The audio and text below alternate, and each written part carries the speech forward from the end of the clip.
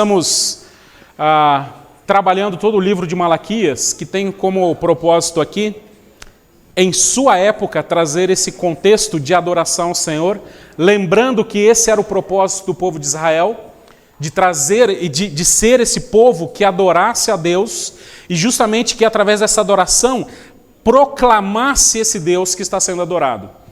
Como Deus diz para Abraão que a sua descendência seria uma bênção entre todas as nações, era nesse sentido que Deus também traria a essa nação essa missão de adorá-lo, justamente também trazendo e apontando para aquilo que viria, que era Cristo Jesus. Os irmãos percebam que todo o livro de Malaquias vai apontar, assim como no Antigo Testamento, vai apontar para algo maior. Olha, tenha a sua fé, tenha a sua visão nisso. Continue crendo nesse Deus, continue nas promessas, porque o Messias virá, porque Jesus virá, o sacrifício, a adoração, as ofertas, tudo, o casamento, tudo isso aponta para algo maior. Tenham isso em mente. E o povo estava voltando do cativeiro, o povo estava, depois de 70 anos, se reconstruindo e passaram por situações tão difíceis que chegaram a pensar que deixariam de existir. Porque uma grande nação vem, invade Israel e os leva cativeiro. E dizem, olha, acabou. Agora não existe mais a nação de Israel. Mas Deus preserva aquilo que Deus mantém aquilo que ele prometeu e preserva o seu povo. E esse povo agora se reconstruindo, é exortado por Malaquias para que justamente não perca essa visão, não perca esse propósito, não perca a sua missão de adoração. Porque isso também aponta para nós, como igreja. Qual é o propósito da igreja? Um grupo legal? Uma comunidade só bacana? Promover atividades? Porque a gente não tem, muitas vezes, a nossa agenda está tranquila, é isso? Não. Nossa missão é adorar o Senhor. É aquilo que nós acabamos de fazer num certo... E aqui a adoração, não é, apesar de ter a música, não é só a música. É em tudo aquilo que nós vamos fazer. Em tudo que fizermos, até lavar uma louça. Os filhos que fizeram hoje o almoço para os pais, hoje o João Pedro fez o almoço lá para nós. Né? Para a glória de Deus, para a adoração ao Senhor. Cozinha bem o menino, hein? Cozinha bem o rapaz. Ó. Já pode casar. Né? Mas é a nossa missão. É a nossa missão. Por isso, irmãos, mas a gente, como o pecado milita contra a nossa alma, tudo isso vem tirar a gente da missão, certo? Vem nos desviar daquilo que Deus nos colocou. E semana passada, na outra mensagem, não na semana passada, mas na outra mensagem, nós falamos que as bênçãos sem medidas apontam também para algo maior. E que nós deveríamos adorar a Deus pelas bênçãos sem medidas que Ele tem distribuído sempre em nossas vidas. E aí a gente lembrou dos dízimos e ofertas que apontam para algo maior. Esse Deus que não muda. Esse Deus que continua abençoando, independente daquilo que eu sou, daquilo que eu faço. Ele continua sendo o mesmo Deus, o Deus que não muda. Por isso, dízimos e ofertas deveriam apontar para esse Deus que continua abençoando. E aí até lembrando aqui que nós precisamos parar de deixar, muitas vezes, pararmos de deixar discussões, como que discussões infantis sobre dízimos e ofertas, e olharmos com essa perspectiva de nossas contribuições. O Deus que não para de nos abençoar. E quando eu faço a minha oferta, quando eu contribuo com Deus, eu estou adorando o Senhor, reconhecendo, apontando esse Deus que não muda, esse Deus que abençoa sem medida. Apontando também para Cristo Senhor Jesus, que ofereceu a sua vida como oferta agradável ao Senhor. É isso que também aponta. E é isso que nós precisamos abrir a nossa visão e a nossa mente. De não pensarmos apenas nos nossos corpos, neste mundo que estamos aqui. Mas hoje nós vamos continuar nos versículos de 13 a 18, onde nós vamos falar sobre a régua da adoração. É interessante porque essa expressão, muitas vezes você já ouviu uma expressão chamada assim, vamos subir a régua. Já ouviu essa expressão? A régua da nossa régua precisa estar alta. Eu quero usar essa expressão justamente para descrever a atitude do povo em relação à sua adoração. E a exortação de Malaquias, descrevendo que o povo precisa subir a sua régua de adoração. É muito comum usar isso no meio, empresarial, por assim dizer, no meio corporativo, onde nós somos exortados, a não continuar muitas vezes numa mediocridade, em fazer o simples, o básico. Eu me lembro quando eu trabalhava na Vilares, não era lá no bairro da Vila Arens. Quando eu cheguei aqui em Jundiaí, o povo falava assim, lá na Vilares. Eu falei, mas o que é esse negócio da Vilares? Porque eu conhecia a empresa Vilares, que eu trabalhei, é uma empresa siderúrgica, aí depois que eu descobri que ela Vila Arens. Mas vocês falam tudo junto? Eu falava, entendia Vilares. Olha, depois que eu descobri que é Vila Arens, Mas lá na Vilares eu trabalhava e num sistema muitas vezes de turno, e você que trabalha em empresa sabe que muitas vezes você tem as metas de produção, e eu me lembro que eu trabalhava lá num forno contínuo de 1050 graus e você fazia todo o processo de produção ali, de tratamento térmico de aço. Eu fazia a operação, tinha uma equipe, era líder daquilo, e junto tinha outras equipes que também trabalhavam em outros turnos. Mas havia algo interessante, e você que trabalha em empresa sabe muito bem disso, que quando eu comecei nesse trabalho, eu queria mostrar serviço, e aí eu chegava lá e fazia mais produção que todo o resto do turno. Ou os demais turnos. E o que aconteceu? Os demais líderes chegaram para mim e falaram assim, tira o pé. Tira o pé porque você está produzindo muito. Tira o pé porque a sua régua está muito alta. Tira o pé porque você está queimando a gente. Porque você agora está produzindo demais. E agora vão olhar para você e vão exigir a sua produção da gente. E eu falei, poxa, mas eu tô trabalhando. E eu quase comecei a me sentir errado por fazer o certo. Já viu isso? Você já viveu isso na sua vida? E olha que eu sofri uma pressão danada. Você está produzindo muito, você está queimando o nosso filme. Porque os camaradas, principalmente o turno da noite, depois das 2 horas, sabe o que eles faziam? O que você sabe? Tinha até o ninho da galera. Tinha até os muquifos onde o pessoal dormia. Mas eu não fazia isso.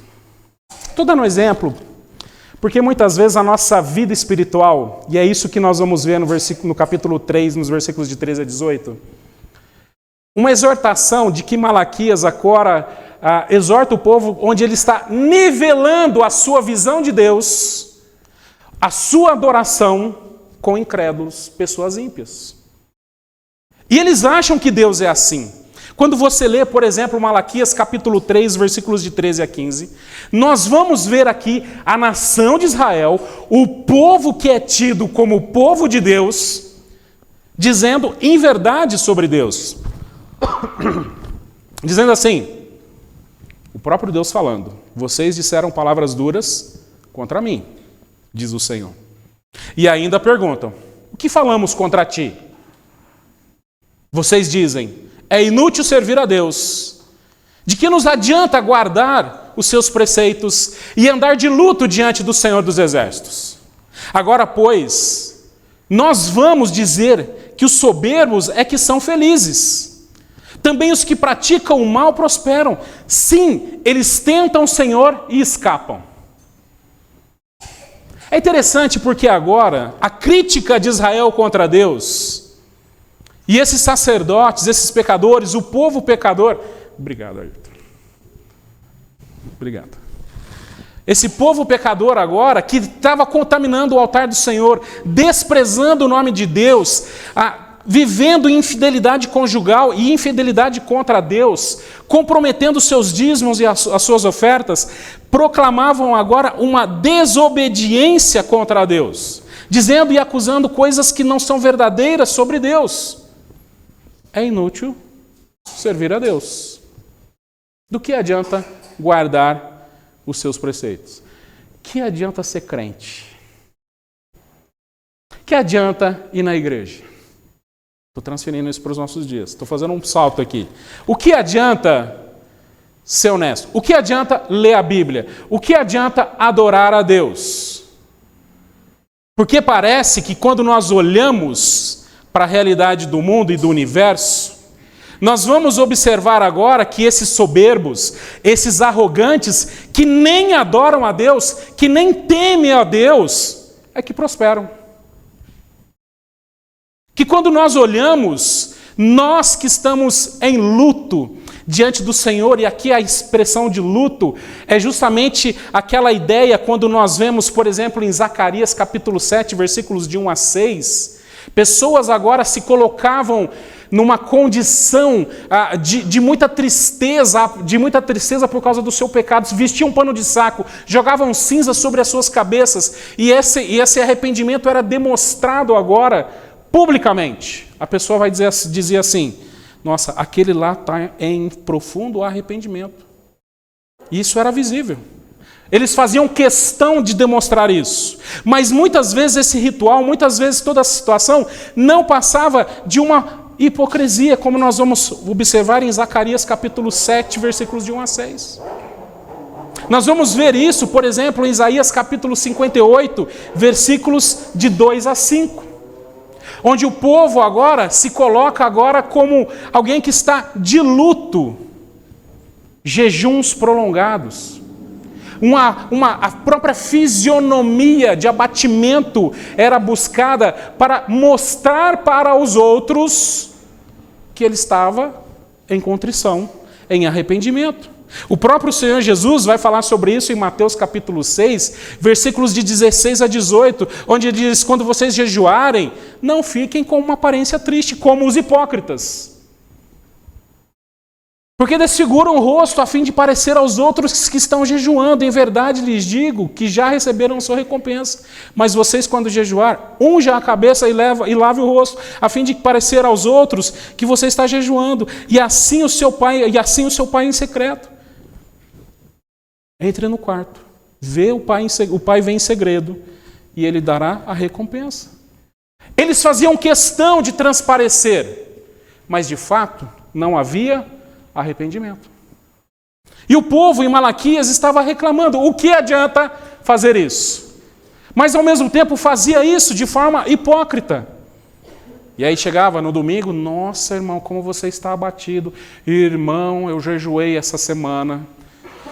Eu estou num puro jejum essa semana, só pela graça. Eu estou num jejum essa semana porque aquela peste do meu marido, olha, eu estou vendo se Deus leva aquela criatura embora. Estou brincando, tá? Irmãos, olha, nossa irmã, como você está abatida, como você está desfigurada, porque eu estou, irmãos, eu nem dormi, eu fiquei em vigília a semana inteira eu não durmo, porque a semana inteira eu oro, eu acordo 2 horas da manhã e eu oro até as 9 horas da manhã, e depois eu entro num jejum,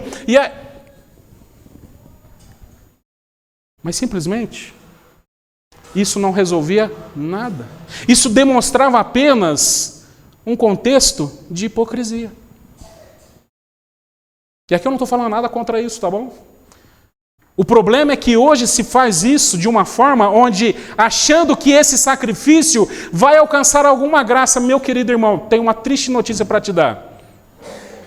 O seu sacrifício não adianta de nada, porque o único que sacrificou e que esse tem um valor de fato é Cristo Jesus. Deu para entender aqui? A sua privação, as promessinhas.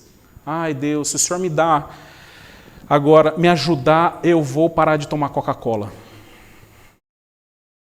Deus, se o Senhor me ajudar, eu vou parar de comer carne. Deus, se o Senhor me ajudar, eu não vou tomar café. Aí não dá, né, Luiz? Deus, se o Senhor me ajudar, eu vou levantar agora todo dia 2 horas da manhã para orar, mas aí eu acordo irritado, brigando com os outros, xingando, falando palavrão, como se fosse um monstro. Deu para entender aqui? O que adianta isso? O que adianta esse tipo de coisa? O que adianta essa situação onde agora o povo simplesmente quer mostrar um tipo de relação espiritual estética. E era assim. E esse tipo de pensamento está baseado nesse tipo de ideia sobre Deus. É inútil servir a Deus. De que adianta guardar os seus preceitos? Porque agora o povo começa a olhar para os de fora, começa a olhar para agora pessoas que não são de Deus, estão se dando bem, olha para a sua realidade e começa a dizer assim: não vale a pena servir a Deus. Não vale a pena manter a minha santidade. Não vale a pena ser fiel a esse casamento, porque olha aí as pessoas, casam e se descasam e parece que está tudo bem. Olha só, vale a pena manter a minha honestidade? Você tem hoje presidentes políticos que são corruptos, que foram presos e estão no poder. Vale a pena continuar com esse negócio? Vale a pena? É sim ou não? E eu não estou falando só do Brasil, não. Você tem países que são verdadeiros criminosos, genocidas, que estão no poder. Certo? Não é só no nosso país. Parece que essa é uma característica do mundo perdido. Você tem pessoas que sentam na cadeira do poder e que não querem simplesmente mais deixar aquilo e tornam a vida da população, da igreja, de pessoas, um verdadeiro inferno. Não é assim? Não é assim na Venezuela? Não é assim na Rússia? Não é assim na Ucrânia? Porque o cara diz: eu vou invadir a Ucrânia, porque a Ucrânia é minha. E não estou nem aí com quem mora lá. E joga míssil, joga bomba, e mata todo mundo. E aí as pessoas dizem assim: pô, mas parece que Deus não está vendo. Parece que Deus não está olhando para essas coisas. Parece que Deus, inclusive, faz com que essas pessoas prosperem. Vale a pena eu vir na igreja? Vale a pena manter fiel ao meu casamento? Vale a pena continuar trabalhando, sendo honesto? Vale a pena continuar ouvindo o pastor, lendo a Bíblia, orar? Não vale a pena. Porque parece, inclusive, que Deus abençoa essas pessoas. Eles, inclusive, têm a ousadia de tentar o Senhor e escapam da tentação. Eles tentam o Senhor, eles desafiam o Senhor com a sua maldade. É muito semelhante, como nós já citamos aqui algumas vezes esse texto, o Salmo de número 73, onde agora essas pessoas, assim como o salmista também passou por isso, e que vivia na casa do Senhor, porque ele era um sacerdote, ele vai dizer assim: eu tive inveja dos arrogantes, dos orgulhosos, ao ver a prosperidade dos maus. Com certeza foi inútil conservar puro o meu coração e lavar as minhas mãos na inocência. Pois o dia inteiro sou afligido e cada manhã sou castigado.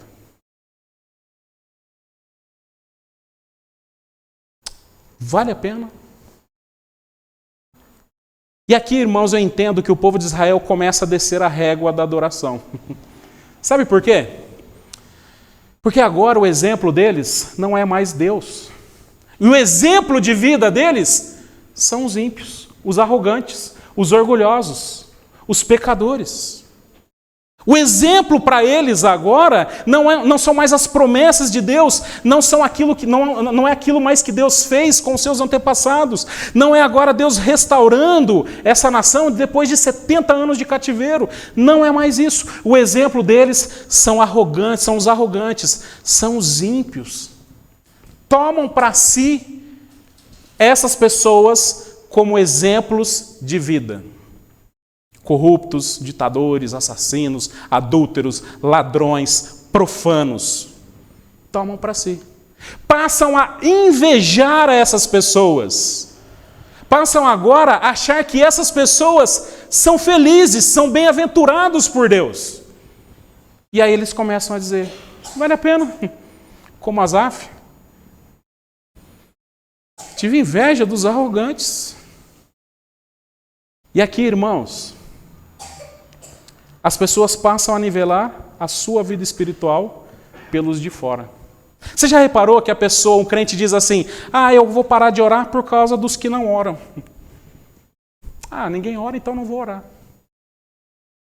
Eu vou parar de contribuir por causa daqueles que não contribuem.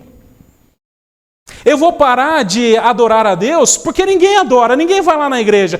Eu não vou lá tocar, Érica, porque a igreja fica muda, calada, aquele povo fica assim, arrastando a música. Eu vou parar de adorar. Eu vou parar de dar o dízimo porque, olha, ninguém dá dízimo. Eu vou ser infiel no meu casamento, eu vou levar o meu casamento de qualquer jeito, porque, olha, por causa dos infiéis é assim mesmo, não tem jeito.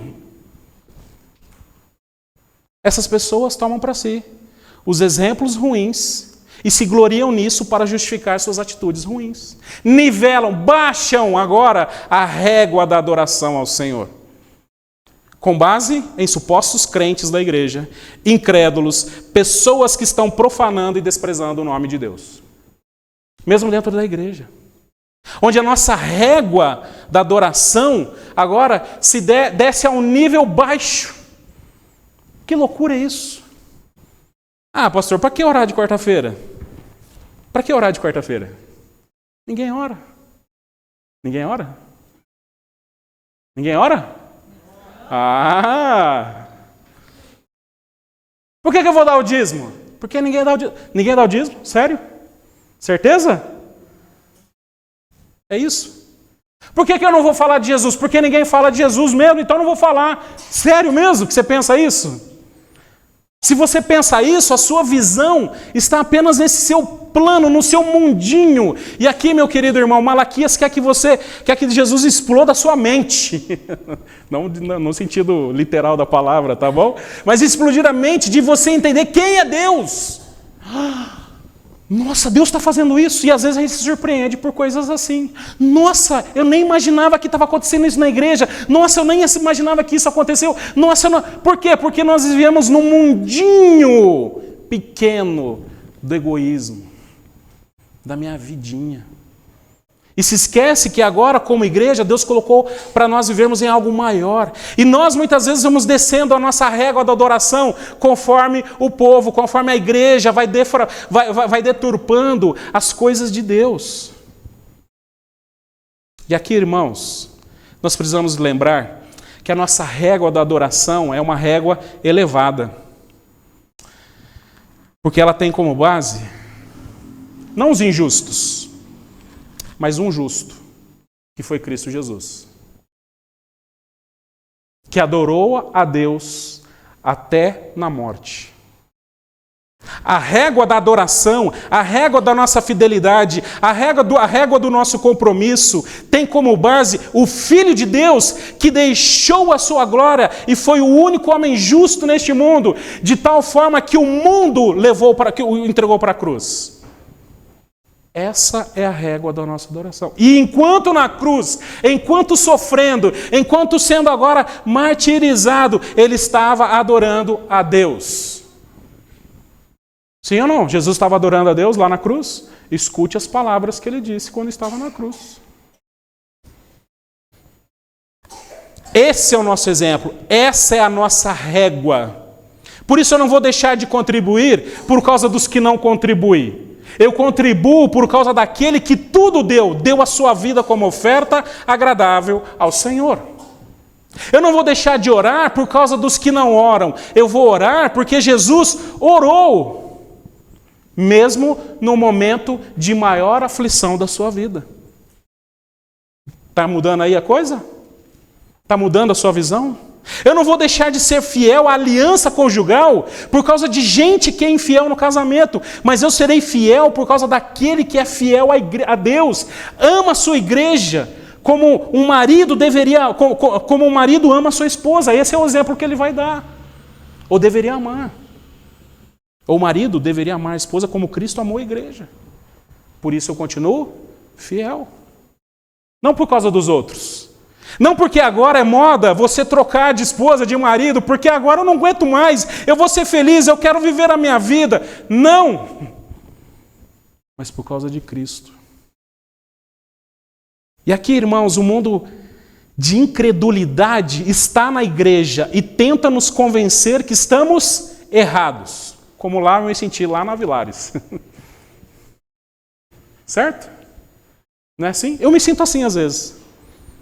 Eu me sinto tão culpado, eu me sinto tão para baixo muitas vezes, por causa de mentiras, de acusações, de gente incrédula que tem a sua régua baixa e quer que eu baixe o nível deles. Eu não vou abaixar o meu nível. Espero que você também não. Amém? Mas às vezes eu me sinto culpado. Poxa, será que eu estou errado? Será que eles não estão certos? Será que é isso mesmo? Queridos irmãos, não se sinta culpado por gente incrédula, até mesmo dentro da igreja, que age em mentiras, coisas erradas, e que quer agora levar você junto com ele. Quer amarrar a corda no seu pescoço e você quer ver você afogado com ele. Deu para entender? Separe-se desses. Más companhias, até mesmo dentro da igreja.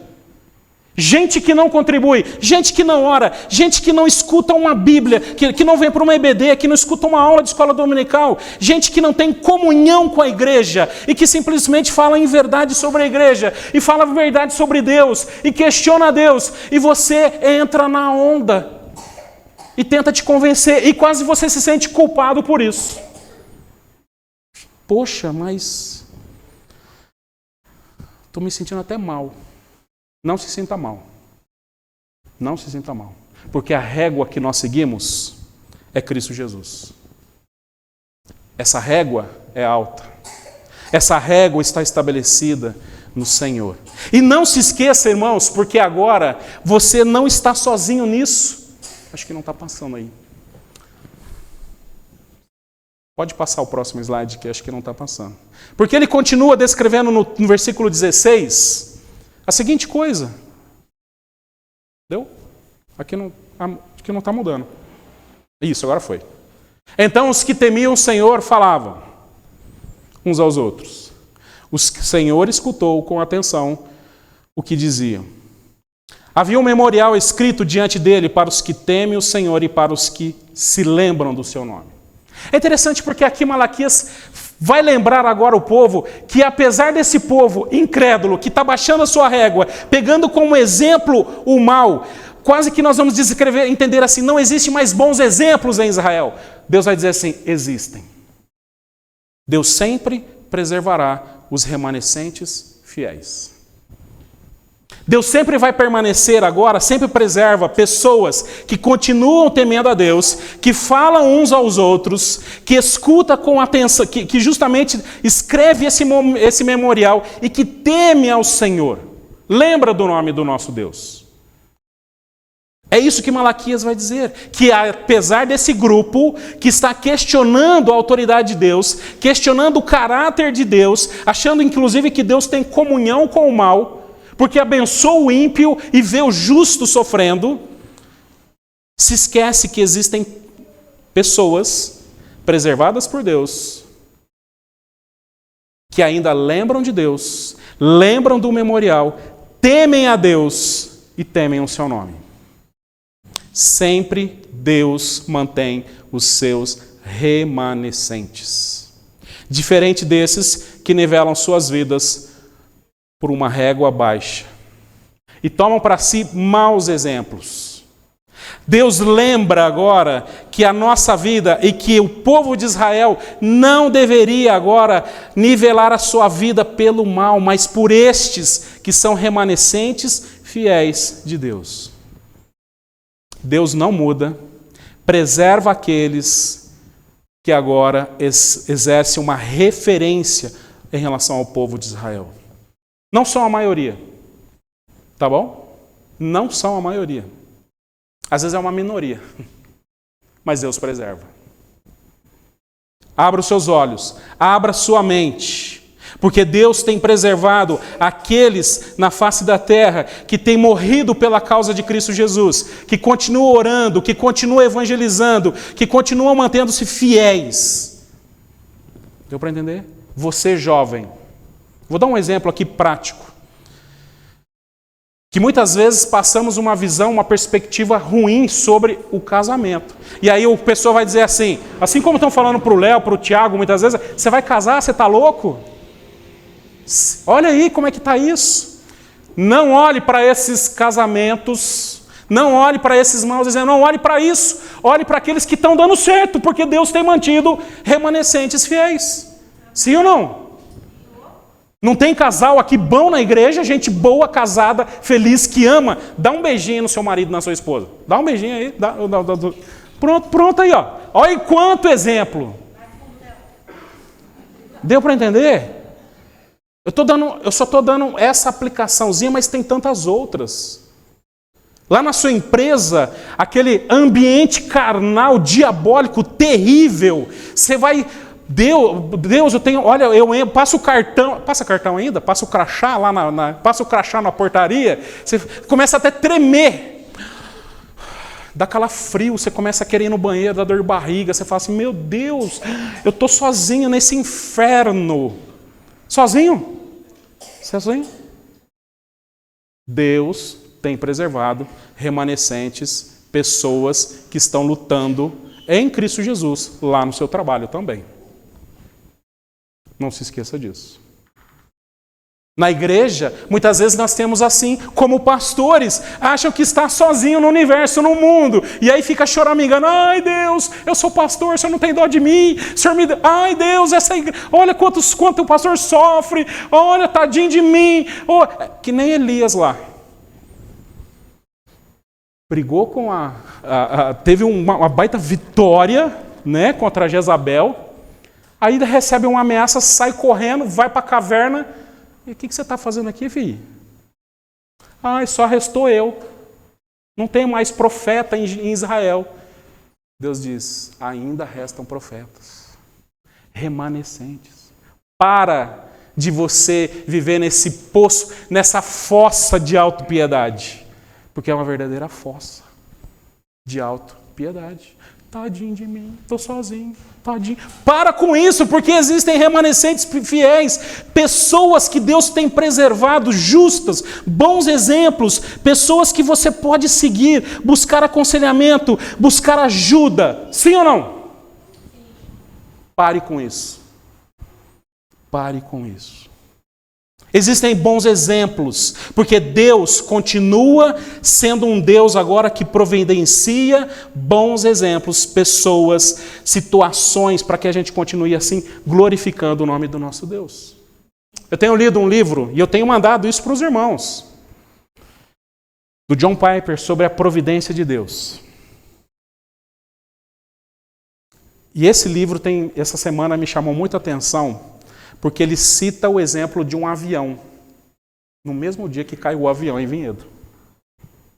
E eu li isso no livro. Ele vai dizer assim, que muitas vezes, diante de uma tragédia de aviação, quando cai um avião, nós vamos questionar, e pessoas que estão agora sofrendo, porque perderam seus entes queridos, e pessoas perderam mesmo, estão em luto, sofrendo, e isso não pode ser destratado. E muitas vezes se questionam, onde está Deus? Cadê Deus nisso? Cadê Deus porque deixou cair esse avião? Mas se esquecem que nesse mesmo instante, Deus está mantendo no ar milhões e milhões, milhares e milhares de aviões, com todas as suas complexidades aerodinâmicas, de engenharia, mantendo nos céus. E muitas vezes nós olhamos apenas para o avião que cai, mas esquecemos de inúmeros aviões que estão agora, neste momento, nos céus. E passamos agora a questionar o caráter de Deus em relação a isso. Deu para entender? Queridos irmãos, crentes que passam a abrir mão da palavra de Deus para nortear as suas vidas, por causa agora, mas eu vou seguir esse guru, eu vou seguir essa filosofia, e segue muitas vezes conselhos de pessoas promíscuas, incrédulas, ao invés de seguir o conselho bíblico. Tem gente que prefere seguir conselhos freudianos, de um promíscuo, que agora vai ver a pornografia, a promiscuidade em toda a natureza humana. E vai descrever que existe sexo até numa criança amamentando, até uma mãe amamentando a criança tem sexo. Numa mente podre, deturpada. Mas tem gente crente que vai dizer assim, que exemplo de vida dos pensamentos freudianos, eu vou seguir isso. E abre mão do conselho bíblico. Abre mão da orientação dos irmãos remanescentes que Deus tem mantido. Abre mão do conselho de pessoas que Deus tem mantido fiel ao seu lado. Deu para entender aqui essa questão? Queridos irmãos, você tem sido rodeado de bons exemplos. Não desanime. Você tem sido rodeado de pessoas que estão lutando com o pecado da mesma forma que você tem lutado. Não desanime. Por isso nós não baixamos a régua conforme este mundo. Mas esses, porque Deus continua mantendo e preservando aqueles que vão glorificar a Deus. Pastor, mas 2 pessoas estão adorando a Deus, estão cantando. Somos a minoria. Pastor, mas olha, nossa, nós não temos isso. Pastor, olha, mas está tão difícil. Deus está mantendo os seus remanescentes. Pastor, Jesus levou o pastor William embora. Ô, glória! Está nos céus, com os anjos do Senhor. Eu não vejo. Oh, meu Deus! Oh, meu Deus, agora acabou a minha vida. Acabou a igreja. Deus mantém os seus remanescentes fiéis. Deu para entender? Pessoas que você pode seguir. Porque agora, o Senhor vai dizer nos finais, nos últimos versículos aqui, dos versículos 17 a 18.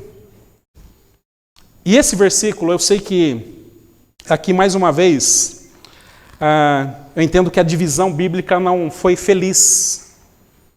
Porque esses versículos deveriam estar no capítulo 4. Mas nós vamos ver semana passada e eu vou voltar neles, tá bom? Ele diz assim, eles serão minha propriedade peculiar. Naquele dia que preparei, diz o Senhor dos Exércitos, eu os pouparei como um homem poupa o seu filho que o serve. Então vocês verão mais uma vez a diferença entre o justo e o ímpio. Entre o que serve a Deus e o que não serve. Aí no final, no início do capítulo 4, ele vai dizer, pois que vem o dia queimando como fornalha. Todos os soberbos e todos os que praticam o mal serão... E aí isso é para cenas para os próximos capítulos, tá bom? Você nem vai voltar no último capítulo da noite aqui, porque a gente vai falar sobre a fornalha. O negócio vai descer fogo do céu aqui na próxima mensagem. Não para te queimar, não, brincadeira. Vai queimar esses ímpios aqui, tá? Mas esse finalzinho aqui deveria estar no capítulo 4. Mas porque ele agora começa a introduzir algo esplêndido, que ele já vinha citando e falando, apontando, mas agora ele justamente, a partir do capítulo 4, e no finalzinho desse capítulo 3 aqui, ele vai apontar para algo, justamente de alguém, onde será o exemplo para esses que estão duvidando do caráter de Deus, e farão diferença entre o justo e o ímpio, o que serve e o que não serve. E aqui eu tenho em mente que Neemias está apontando nada mais, nada menos que Cristo Jesus. Apesar de anunciar um julgamento, onde serão poupados para justamente testemunhar dessa justiça, nesse primeiro momento, a justiça sendo feita por Deus, pelo próprio Filho de Deus, seria necessário. Cristo, o justo justificador. O varão perfeito, o homem justo, o exemplo de justiça. Vocês estão perdendo o exemplo de justiça? Vocês não reconhecem mais neste mundo? Mas eu vou apresentar vocês, vou preservar vocês e vocês verão. Vocês verão o justo sobre a face da terra. Vocês caminharão como uma pessoa justa. Vocês agora, se vocês acham que ninguém mais serve a Deus, vocês verão o servo de Deus que tira o pecado do mundo. Foram as palavras de João Batista. Cordeiro de Deus, o servo de Deus que tira o pecado do mundo. Não falou servo, mas falou Cordeiro de Deus. Deu para entender? Espere Aguenta aí que eu vou mostrar para vocês. Eu entendo que nesse primeiro momento, aqui Deus está apresentando, virá este que vocês ficarão agora boquiabertos. Que vocês acham que não tem mais, que Deus abandonou, que Deus se esqueceu. Mas virá alguém que será esse justo, o meu servo, que será um exemplo para vocês. E que vocês o seguirão, que vocês o imitarão, que vocês farão as suas obras, que vocês agora nele serão como ele no mundo em trevas. O justo justificador, o servo de Deus, ele será apresentado. Em Cristo vemos esse homem. Neste primeiro momento vocês verão isso, mas no capítulo 4 vocês verão esse servo, esse justo que justifica, também sendo o juiz. E sabe esses injustos que vocês estão invejando? Sabe os injustos? Esse mesmo julgará esses injustos. Mas isso é para o próximo culto. Porque num contexto deste de incredulidade, de dúvida sobre o caráter de Deus, o próprio profeta aponta para algo muito maior do que ele. Um padrão elevado de adoração, que é Cristo Jesus. Por isso, irmãos, o nosso exemplo é Cristo. A nossa régua é estabelecida em Cristo Jesus. Lembra daquela pulseirinha famosa da época do Luiz Fernando? Que tinha lá as iniciais, o que faria Jesus? Lembra lá? Quem usou essa pulseirinha aí? Quem usou essa pulseirinha? A Gabi tem, olha lá, a Gabi tem, Gabi. Olha lá, a Gabi tem. Tem as iniciais em inglês ali dessa frase. O início, ela está em inglês ali. Né? Eu não sei falar inglês, nem vou pronunciar em inglês aqui, porque vai dar meme na internet. Mas a tradução é, o que faria Jesus, certo, Gabi? Num contexto de injustiça, o que faria Jesus? Num contexto de injustiça, o que faria Jesus? Num contexto de injustiça, o que fez Jesus quando injustiçado? Você lembra o que ele fez? Você lembra quando Jesus foi injustiçado? O que ele fez? Num contexto de infidelidade, o que faria Jesus? Se tornaria um infiel ou continuaria fiel? Num contexto de rejeição, profanação, o que faria Jesus? Continuaria adorando, como ele fez, com sua própria vida? Num contexto onde todos deixam Deus, onde todos duvidam de Deus, abandonam ao ministério de Deus, o que faria Jesus? Olha só. Num contexto de falta de amor, o que Jesus faria? O que Jesus faria no contexto de amor? Num contexto de tentação, o que faria Jesus? Ele foi tentado? Foi tentado? O que fez Jesus? Jesus foi injustiçado? Ele é a nossa regra. Ele é a nossa régua. Ele é o nosso padrão de adoração. Ele é a nossa régua sobre o qual estamos estabelecendo a nossa vida.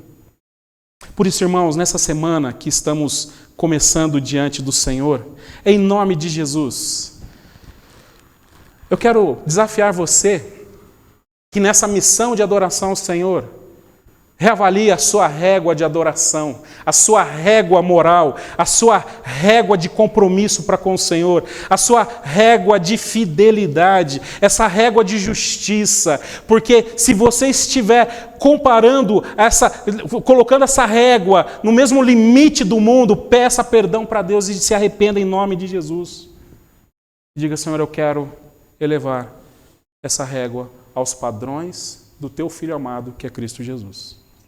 Deus, eu quero parar de olhar para o mau exemplo e viver uma vida agora e justificar o meu pecado com os maus exemplos.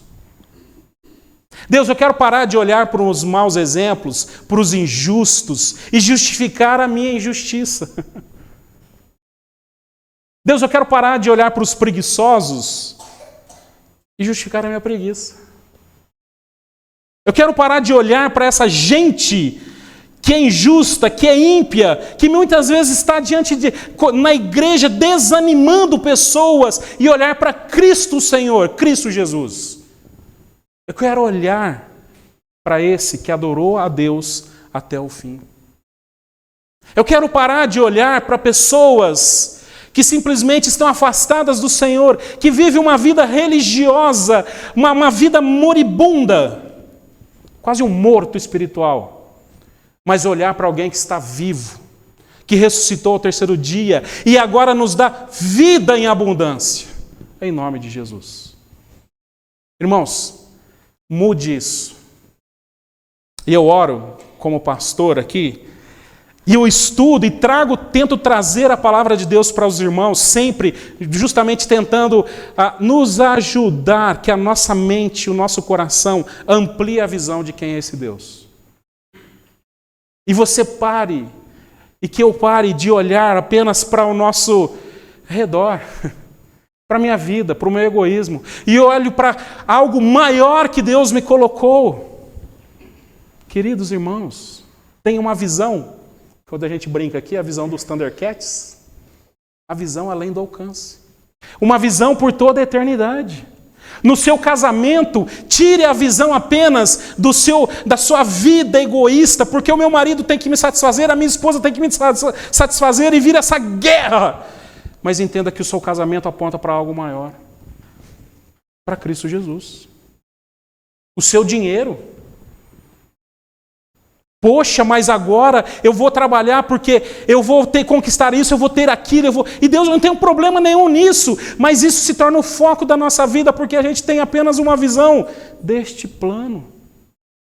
Que você olhe para o seu dinheiro e diga, o Deus que continua abençoando, abençoando, abençoando, abençoando. Quer que eu continue? Abençoando, abençoando, abençoando. Por isso, está aqui, Senhor, a minha adoração em dízimos e ofertas adorando o Senhor. Amém? Porque Ele continua abençoando, abençoando, abençoando. Olhe para isso. Pastor, mas ninguém mais serve a Deus. Olha, esses irmãos lá na igreja são desanimadores, pessoas ficam falando mal umas às outras, ficam brigando umas com as outras, mas você tem gente que não briga umas com as outras. Amém? Tem ou não? Tem muita gente boa. Tem muita gente amável. Pastor, mas tem gente que não serve. Eu não vou servir, porque ninguém mais serve na igreja. Irmãos, como você não está vendo gente que serve na igreja? Sabe que hora que chegou esse povo que estava aqui cantando? Que hora que vocês chegaram, Érico?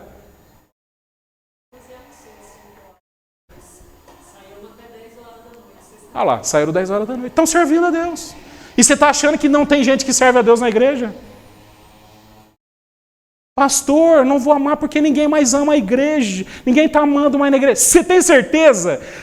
Eu vou passar um dia, você vai vir passar uma semana aqui comigo para você ver. Gente que liga preocupado com o irmão.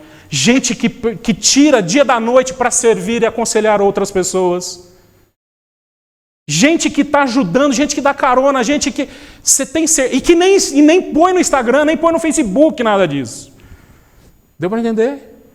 Para de olhar para o fracassado, porque ele vai fazer você fracassar a sua vida. Olhe para aqueles que estão fazendo, em nome de Jesus. Porque esses irmãos, se não se arrependerem, crerem em Cristo Jesus, estarão debaixo desse juízo, desse que é justo e que vai trazer justiça. E nós veremos no próximo capítulo. Mas essa semana que está começando, mude isso na sua vida. Porque essa régua é estabelecida em Cristo Jesus. Quero ser como Cristo Jesus. Quero seguir o exemplo de Cristo Jesus. E aqui, irmão, se você está desanimado porque você está olhando os maus exemplos, se você está querendo servir a Deus por causa dos maus exemplos, se você está questionando Deus por causa dos maus exemplos, que em nome de Jesus, o Santo Espírito te convença deste pecado de incredulidade. Se arrependa hoje. Deus, eu tenho sido incrédulo e não tenho tido a visão maior de quem é o Senhor.